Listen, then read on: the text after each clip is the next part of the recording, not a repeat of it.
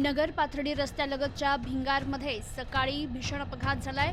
रस्त्यावरचे खड्डे चुकविण्याचा प्रयत्न करत असतानाच झालेल्या अपघातात शहापूर ग्रामपंचायतचे माजी सरपंच बापू बेरड यांचा मृत्यू झालाय।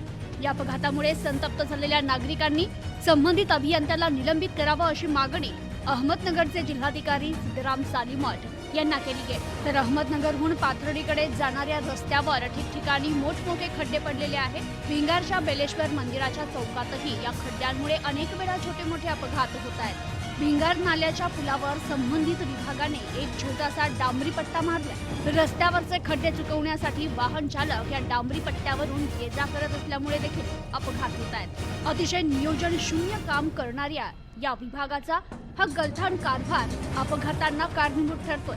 वास्तविक पाहता रस्त्यावरचे खड्डे हुकवण्याच्या प्रयत्नातच शहापूर ग्रामपंचायतचे सरपंच बेरड यांना मृत्यूला सामोरं जावं लागलंय।